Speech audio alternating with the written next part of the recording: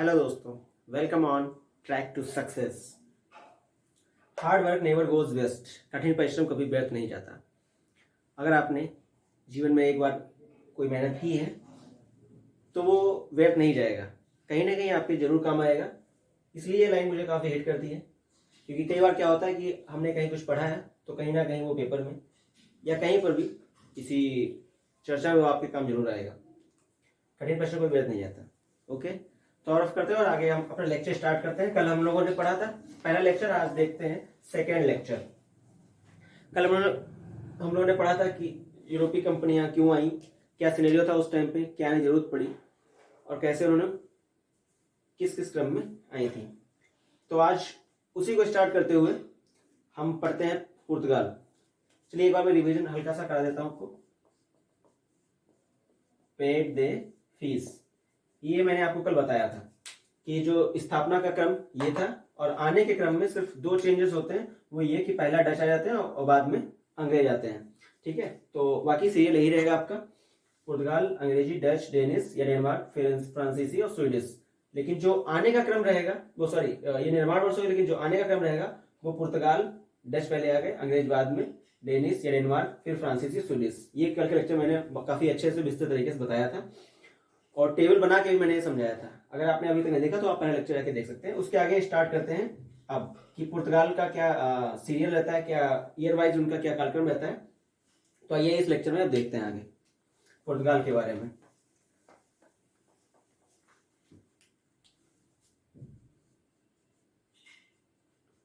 जैसा कि आपको पुर्तगाल के बारे में पता है कि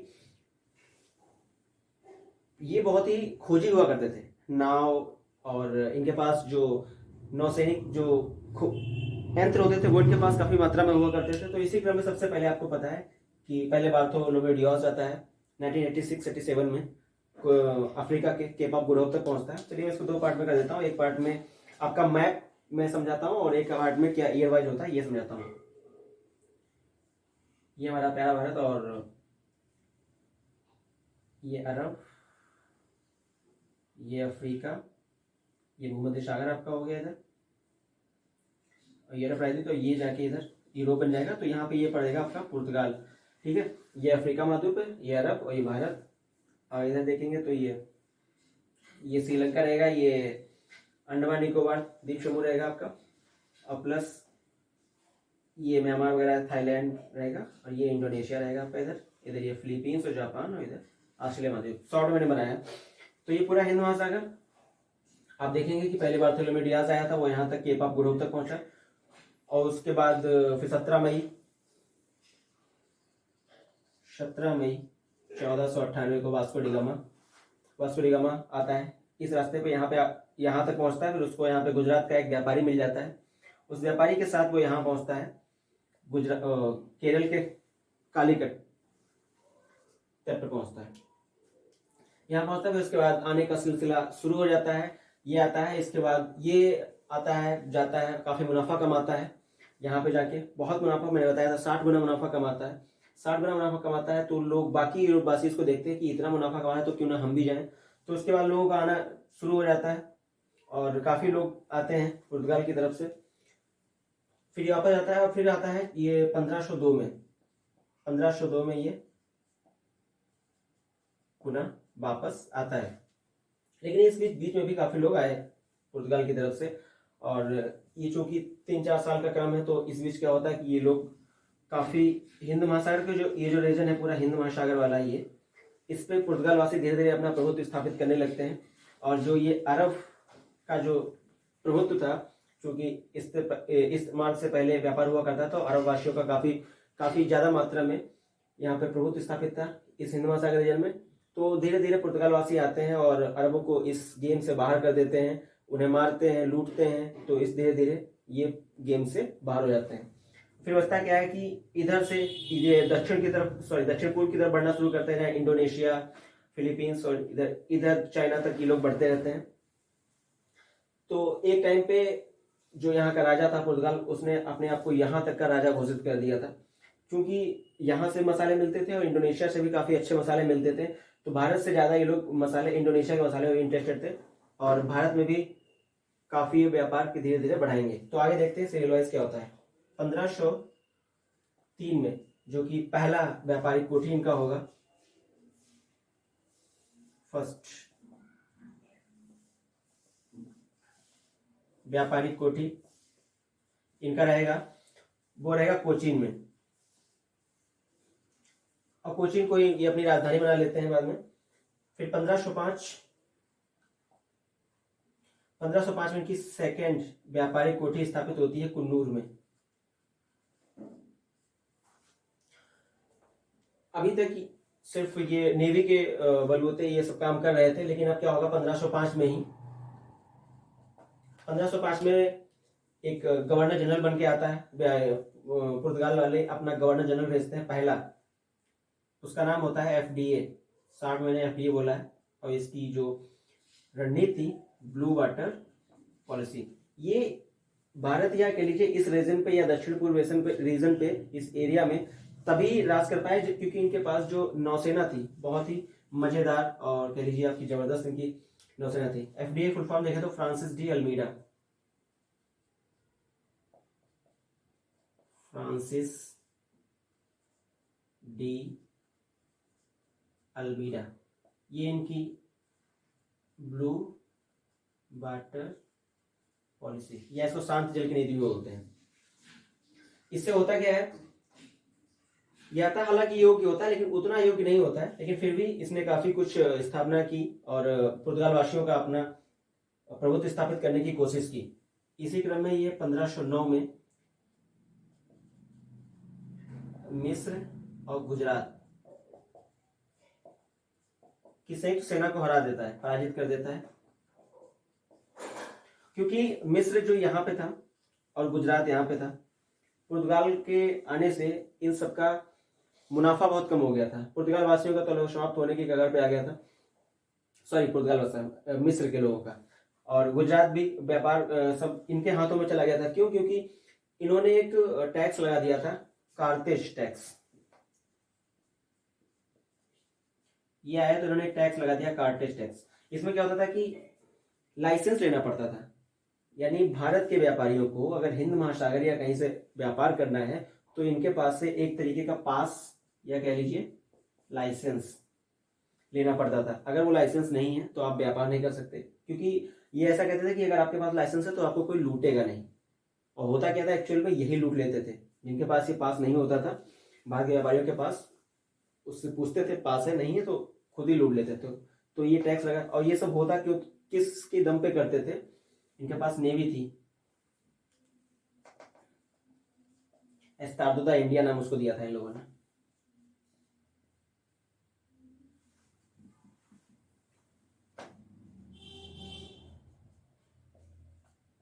एस्टार्डो दा इंडिया, इस नाम से इस नेवी को ये लोग पहचानते थे, उसको नाम दिया था। और इसी के दम पे ये लोग यहाँ इन्होंने एक और काम किया। ये लोग क्या करते थे कि जितने भी एंट्री और एग्जिट पॉइंट है वहां पे सब पे अधिकार कर लेते थे। जैसे इस रीजन में आपको इसमें घुसना तो यहाँ पे स्टेट है, क्योंकि मैंने काफी गैप दे दिया, इतना गैप है नहीं, ये ऐसे। तो यहाँ पे मलक्का स्टेट, मलक्का नाम है। यहाँ पे फारस की खाड़ी है ये, जो कि ये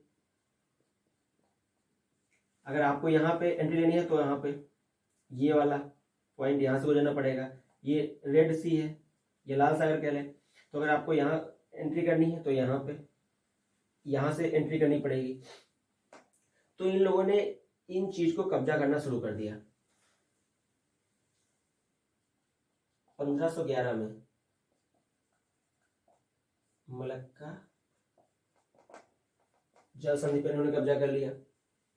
ये मलक्का है। और ये हारमुज जल संधि 1515,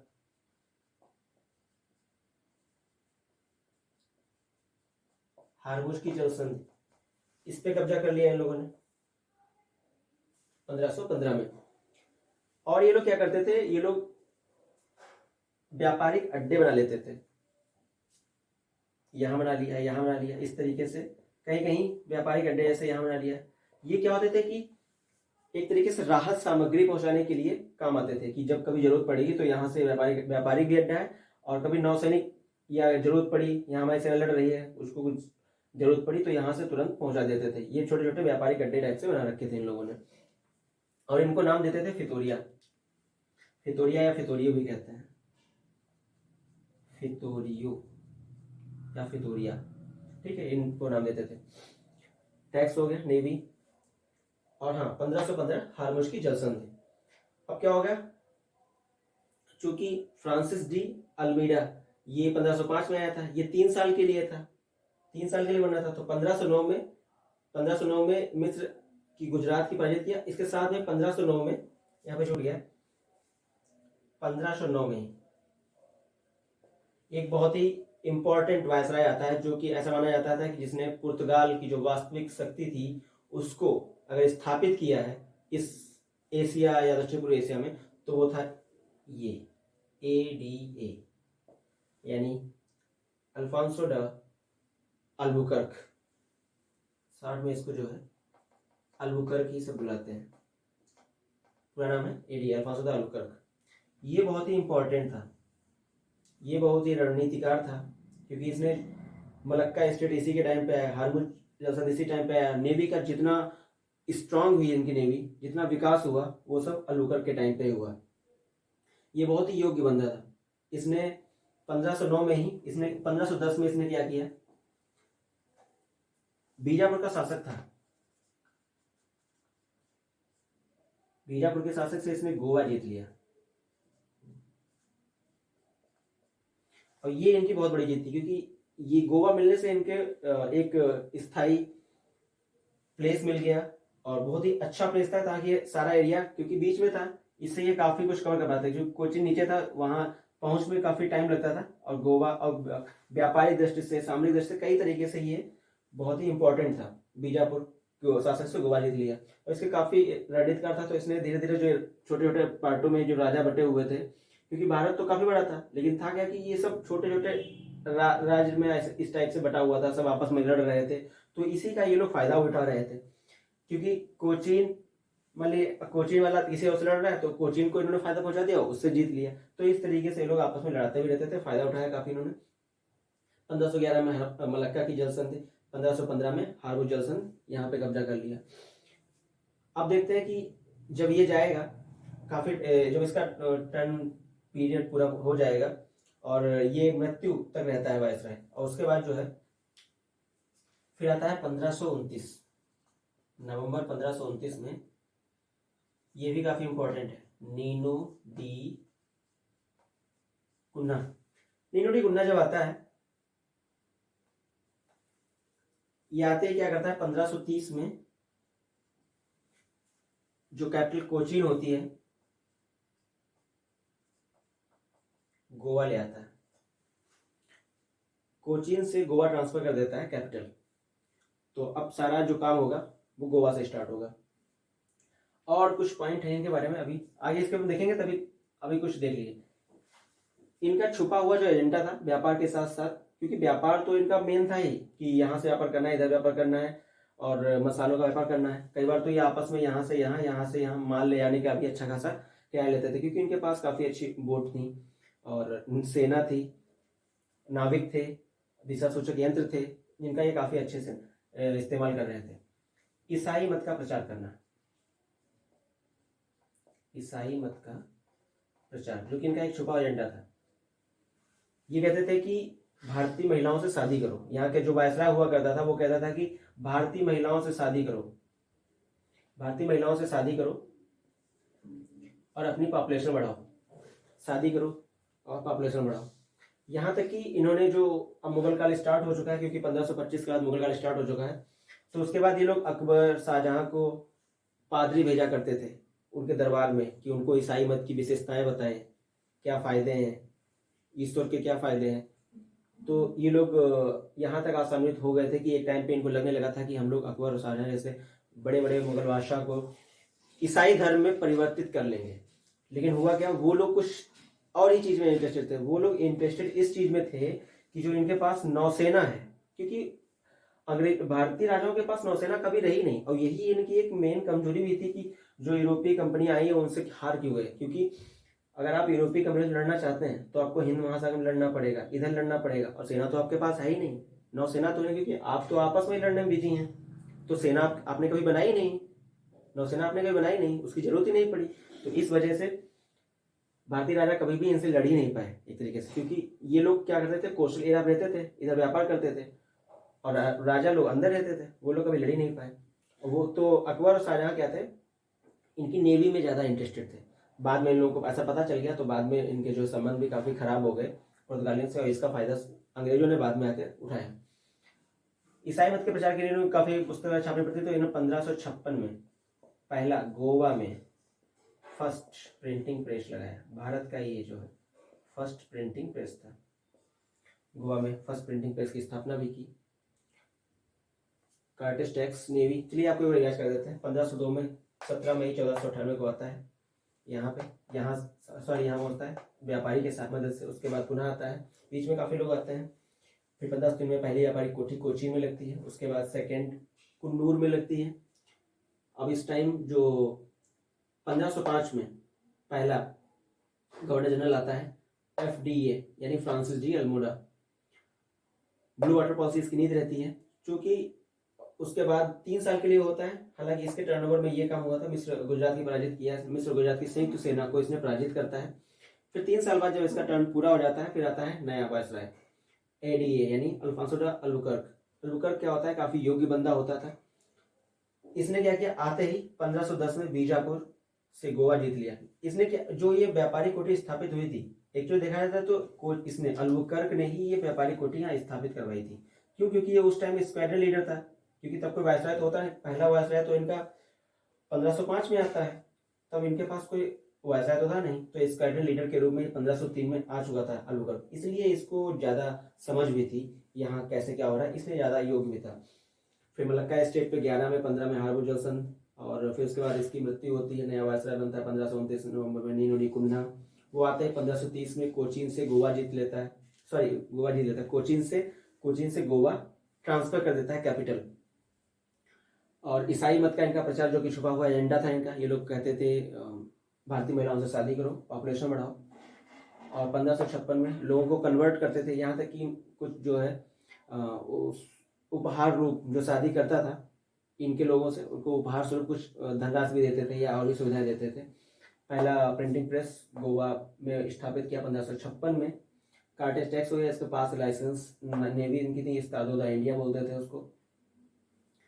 फिर धीरे धीरे इसके बाद आगे डच जैसे जैसे आते जाएंगे, इनको धीरे धीरे जो है, जो इन्होंने जो अभी जो जीत रहे हैं, फिर वो धीरे धीरे इनके हाथ से निकलता चला जाएगा। ठीक है, इसको रफ करते हैं, नेक्स्ट स्लाइड में आपको उसके आगे का बताते हैं। अभी तक आपने देखा 1530 में कैपिटल जो है कोचीन से गोवा ट्रांसफर हो चुकी है, इसमें वायसराय नीनोडी कुन्हा है। उसके आगे देखते हैं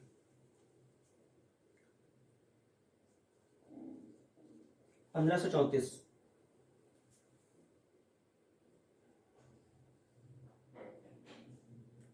ये जो बंगाल वाला एरिया है, यहाँ पे चटगांव पड़ता है। तो अभी तक ये लोग ज्यादा इधर जो है व्यापार नहीं कर पा रहे थे, तो क्या करते हैं, यहाँ के जो नवाब, बंगाल का जो नवाब है, उससे चटगांव सतगांव में एरिया में जो है इधर व्यापार करने के लिए अनुमति प्राप्त कर लेते हैं।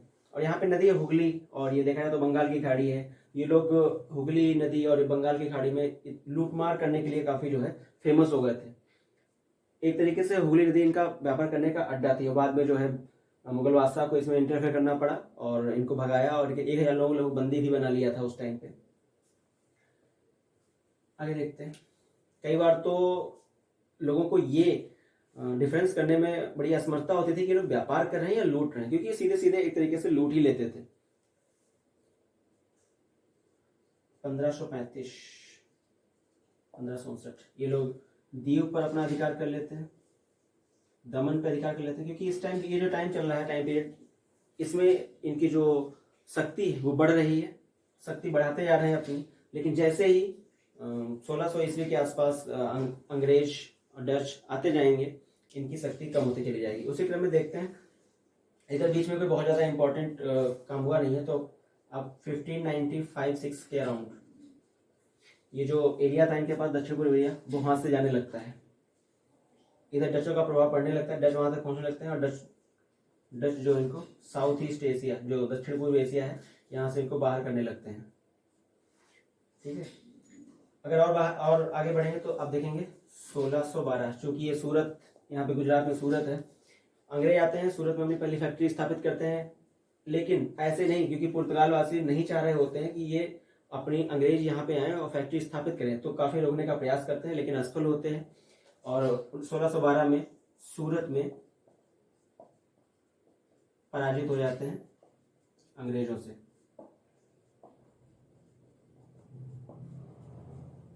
और अंग्रेज पहली फैक्ट्री स्थापित करते हैं। 1612 के बाद देखेंगे तो 1641, बीच में काफ़ी कुछ है लेकिन बहुत ज़्यादा इंपॉर्टेंट नहीं है तो इसलिए मैंने नहीं लिया है। 1641 में देखा जो मलक्का जो स्टेट यहाँ पे इन लोगों ने यहाँ पे जो ली थी, वो मलक्का भी इनके हाथ से निकल जाता है। मलक्का भी जो है डच जीत लेते हैं, डच जीत लिए 1641 में। और जैसे अब इनका पतन का टाइम स्टार्ट हो चुका है 1659, 1661 और 1663। 1659 में क्या होता है कि जो श्रीलंका है ये भी इनके हाथ से चला जाता है, क्योंकि ये पूरे एक टाइम पे पूरा इस एरिया पे पुर्तगाल वासियों का कब्जा हो चुका था। आप देख सकते हैं कि जो पहला आया था वो 1498 आया था और ये जो अंत हो रहा है 1663, तो आप देख सकते हैं लगभग 150 साल तक, मतलब 100 साल तक उन्होंने काफी अच्छे से राज किया है, 1500 से 1600 तक। लेकिन उसके बाद जो इनका जो पतन स्टार्ट हुआ है लगभग 60 सालों में इनका काफी अच्छा खासा पतन स्टार्ट हो गया, पतन हो गया। तो 15 श्रीलंका इनके हाथ से चला गया, ये भी जो है डचों ने जीत लिया। 1661 में एक बहुत इंपॉर्टेंट घटना की बात बताता हूँ। 1663 में क्या होता है, 1663 में देखिए 1663 में क्या होता है, ये जो मालाबार वाला एरिया है यहाँ से डचों ने बाहर कर दिया। मालाबार ये भी डचों ने, मालाबार में जितने भी इनके दुर्ग थे वो सब डचों ने जीत लिए। 1661 देखिए अब क्या हुआ, 1661 बताता हूँ, लेकिन 1663 में क्या हुआ, मालाबार जीत लिया तो गोवा का दक्षिण पूर्व एशिया से पहले बाहर हो चुके थे, श्रीलंका से बाहर हो गए, बचा था भारत, भारत में जो दुर्ग बचे थे वो भी सब बाहर हो गए। तो यानी पुर्तगाली यहाँ पे आके बिल्कुल एक तरीके से फिनिश हो गए। हालांकि देखा जाए तो रह जाते हैं, लेकिन एक तरीके से जो प्रभुत्व वाला इनका जो वर्ग था वो खत्म हो गया। और देखा जाए तो सबसे पहले 1498 आए थे भारत में, और सबसे बाद में 1961 भारत में सबसे बाद में गए हैं, सबसे पहले आए। और 1961 में, बीच में अंग्रेज आके सब चले भी जाएंगे, लेकिन 1961 में जो गोवा में ऑपरेशन विजय जब होता है, गोवा में ऑपरेशन विजय जब किया जाता है तब जाके ये लोग, क्योंकि ये जा नहीं रहे होते हैं, बाकी सब चले गए होते हैं। आज़ादी के देखिए 11 आज़ादी के 47 में आज़ादी मिली और उसके बाद कितना टाइम हो गया, लेकिन उसके बावजूद भी जा नहीं रहे थे, लेकिन गोवा में फिर ऑपरेशन विजय करना पड़ा, तब जाके ये लोग फिर यहाँ से भागे हैं। तो सबसे पहले आए और सबसे बाद में गए। 1661 में क्या होता है कि पुर्तगाल की राजकुमारी कैथरीन वेट्स अंग्रेज के राजकुमार चार्ल्स द्वितीय का विवाह हो जाता है।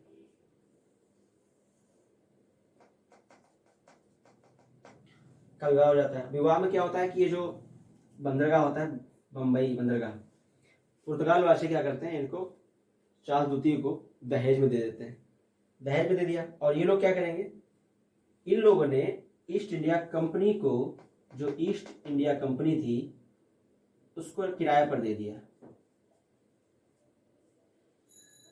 और बहुत ही सस्ते दाम पे, शायद 10,000 पाउंड के आसपास इनको जो है इतने पे वार्षिक ईस्ट इंडिया कंपनी को किराए पर दे दिया। तो अंग्रेजों को बहुत ही इंपॉर्टेंट पोर्ट मिल गया। पोर्ट तो आपको पता है कितना इंपॉर्टेंट होता है आय की दृष्टि से, व्यापार की दृष्टि से। तो इंग्लैंड के राजकुमार चार्ल्स द्वितीय, पुर्तगाल की राजकुमारी कैथरीन का विवाह हो जाता है। एक टाइम पे जो खुद कह रहे थे कि भारतीय महिलाओं से शादी करो और अपनी जनसंख्या बढ़ाओ, खुद उनको अपनी राजकुमारी से, अंग्रेज के राजकुमार से शादी करनी पड़ रही है। और ये अंग्रेज बहुत ही रणनीतिक तरीके से भी किया, क्योंकि पुर्तगाली बिल्कुल समाप्त हो चुके थे और ये एक तरीके से अंतिम कील थी शादी करके, क्योंकि यहाँ से फिर जो है कभी भी सर उठा के नहीं देख पाए अंग्रेजों की तरफ। और तो इस तरीके से पुर्तगाल वासियों का एक तरीके से समापन हो गया इस रीजन से। हालांकि थोड़े बहुत रह आप देख ही रहे हैं कि अस्तित्व रह गया, लेकिन ऐसा नहीं कि कोई काम वाला अस्तित्व उनका बचा हो। तो इस तरीके से पूरा तरीके से पुर्तगाल वासी यहाँ जा चुके हैं। अब यहाँ से स्टार्ट हो जाएंगे अंग्रेज। सॉरी, पहले डच पढ़ेंगे, उसके बाद पढ़ेंगे ईस्ट इंडिया कंपनी का क्या है, क्योंकि पुर्तगाल वासियों को आपने देखा कि कैसे पुर्तगाल वासियों को बाहर करने में सबसे जो अहम भूमिका रही वो डचों ने निभाई थी। तो नेक्स्ट स्लाइड में देखते हैं कि कैसे जो डच आते हैं और काम करेंगे अपना। ठीक है, धन्यवाद।